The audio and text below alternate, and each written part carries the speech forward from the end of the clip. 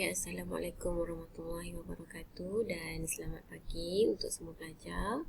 Okay, selamat Hari Raya juga cikgu ucapkan. Okay, pada hari ini kita akan mulakan bab 4 penyata kewangan perniagaan. Okay, jadi cikgu akan terangkan tajuk pengenalan dululah. Kita kena tajuk pengenalan. Okey, baik pelajar. Pelajar-pelajar boleh rujuk buku teks muka surat 97. Okey, pelajar juga digalakkan untuk rujuk buku nota juara tu ya. Okey, so kita tengok pendahuluan. Penyata kewangan ialah rekod formal kegiatan kewangan sesebuah perniagaan. Okey, jadi penyata kewangan perniagaan ni dia adalah satu rekod formal. Formal ni rasmilah untuk mana-mana jenis perniagaan pun mesti ada penyata kewangan. Okay, penyata kewangan memberi maklumat tentang apa yang dia beritahu. Bila kita tengok penyata kewangan tu, kita tahu kedudukan kewangan dan juga prestasi perniagaan kita.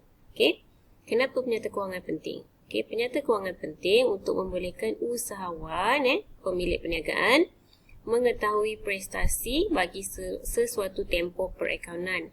Tempoh perakaunan ni biasanya dalam tempoh 12 bulan ataupun 1 tahun. 12 bulan kita mulakan berniaga.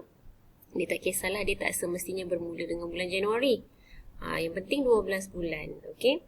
Usahawan akan gunakan maklumat dalam penyata kewangan untuk mengawal dan merancang aktiviti perniagaan selain untuk merangka strategi untuk meningkatkan keuntungan dan menangani kelemahan perniagaan yang ada dalam perniagaan. Okay, selain tu, selain daripada usahawan itu sendiri, kalau kita tengok perenggan yang ketiga, pihak luar, orang luar daripada perniagaan kita juga akan gunakan penyata kewangan kita untuk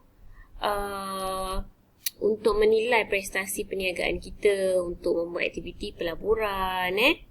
Antara contoh-contoh pihak luar yang akan tengok kita punya prestasi perniagaan ialah pihak bank, pemiutang, pihak kerajaan, pemegang saham, pelabur. Jadi mereka-mereka ini akan gunakan penyata kewangan kita untuk melihat prestasi perniagaan kita. Ini nanti akan ada satu lagi subtopik yang akan menerangkan dengan lebih lanjut.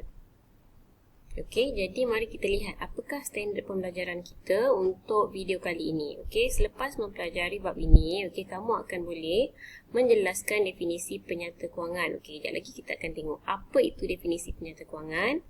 Yang kedua, mengenal pasti setiap butiran dalam penyata kewangan. Kamu akan kenal pasti sebab kita ada 3 jenis penyata kewangan. Jadi butiran-butiran yang ada dalam setiap penyata kewangan ni berbeza. Jadi di akhir topik ni kamu akan dapat kenal pastilah aset dekat dalam penyata yang mana satu, belanja dekat dalam penyata yang mana satu.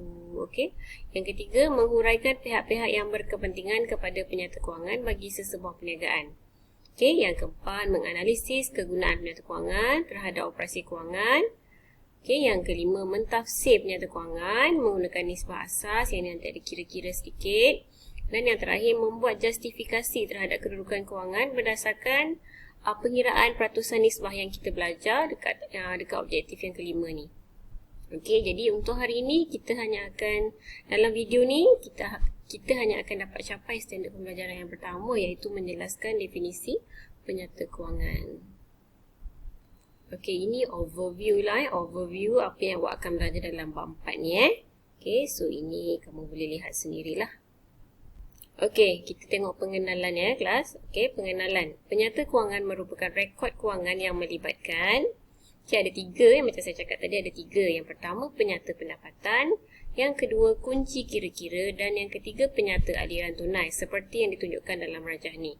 Okey, jadi kita ada 3 jenis penyata kewangan. Okey, dan butiran-butiran serta item-item yang ada dalam 3 jenis penyata kewangan ni berbeza.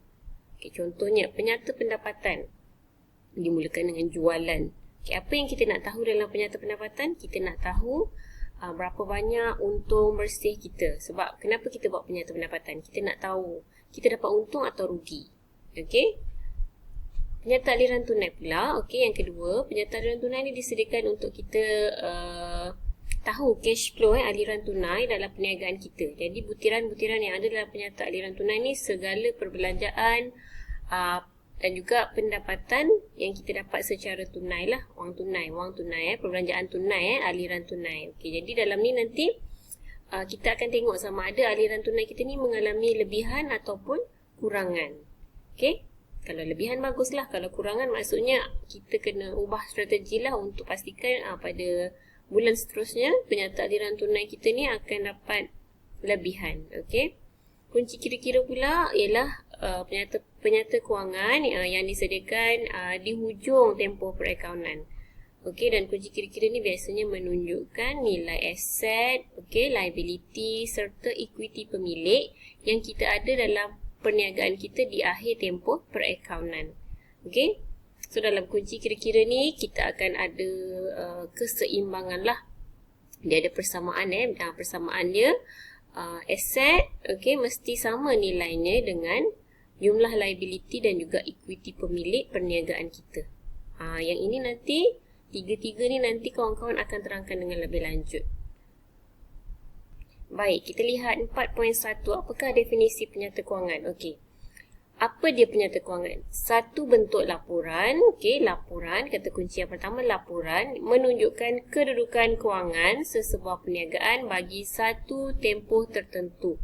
Okey, jadi kata kunci kat sini adalah laporan kedudukan kewangan bagi satu tempoh tertentu ataupun satu tempoh perakaunan yang biasanya 12 bulan.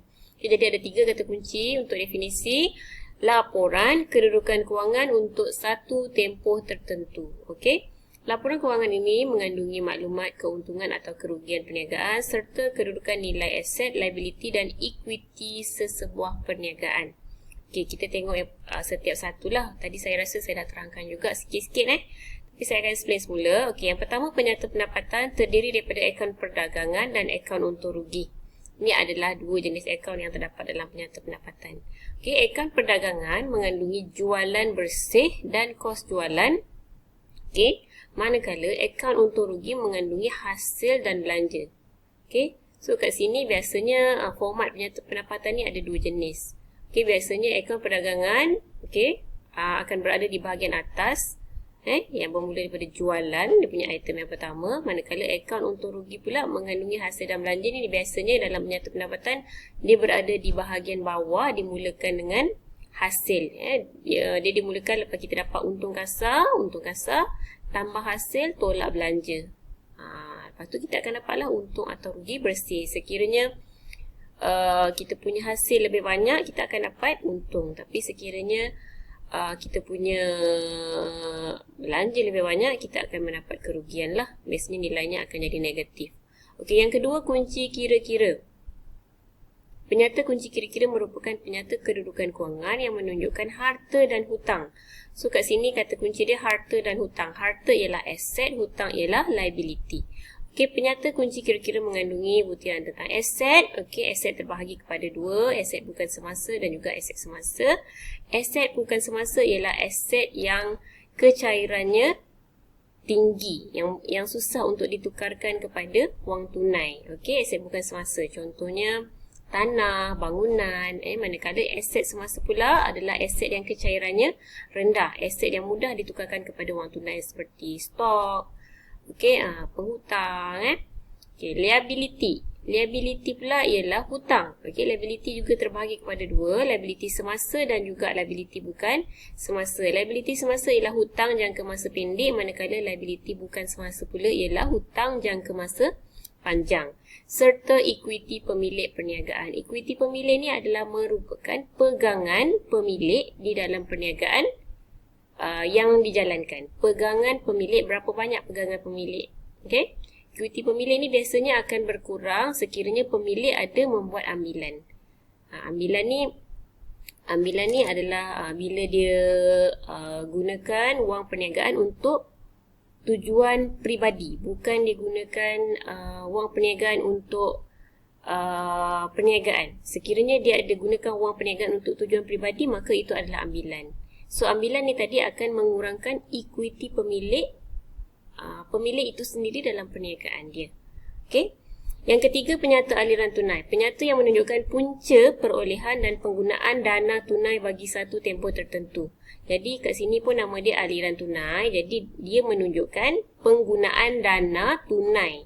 Okey. bagi satu tempoh tertentu. Ada 2 item lah yang penting kat sini. Penyata aliran tunai melaporkan kegiatan aliran tunai perniagaan. So yang ni awak kena ingat. Penyata aliran tunai melaporkan kegiatan aliran tunai sama ada pembayaran ataupun pendapatan. Okey. Antara contoh-contoh kegiatan yang dilaporkan adalah operasi, pelaburan dan kewangan. Penyata ini menunjukkan keupayaan perniagaan untuk menjelaskan liability semasa, iaitu hutang jangka masa pendek seperti bayaran kepada pembekal, gaji pekerja dalam perniagaan, dan lain-lain hutang jangka pendek yang lain. Jadi untuk 4.1 dan juga pengenalan, alhamdulillah saya dah selesai terangkan kepada kamu.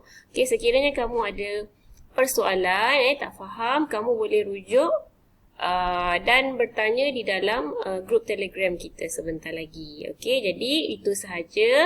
Saya harap kamu dapat menjelaskan definisi penyata kewangan yang tadi saya dah beri penekanan. Ada 3 kata kunci yang penting.